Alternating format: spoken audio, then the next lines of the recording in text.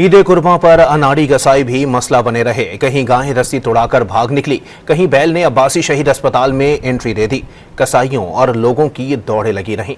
ईद पर अनाड़ी कसाईयों ने मुसीबत खड़ी कर दी। कहीं बेल आउट ऑफ कंट्रोल हो गया, कहीं गाय काबू से बाहर हो गई। शहरियों की दौड़ें लग गईं। कराची में कुर्बानी के तगड़े बेल ने रस्सी तोड़ाकर अब्बासी शहीद अस्पताल में एंट्री दे दी।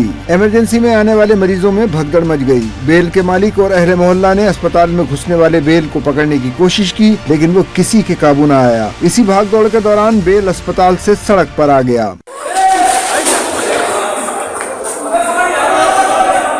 रहीम यार खान में भी अनाड़ी कसाब बिफरी भैंस के सामने बेबस हो गया। भैंस रस्सी तोड़ाकर भाग निकली। ये मंजर देखकर लोगों की दौड़ें लग गईं। शेखुपुरा में जंडियाला रोड पर भैंसा रस्सी तोड़ाकर 9-2-11 हुआ। सड़क पर दौड़ते हुए जो सामने आया उसे टक्कर दे मारी।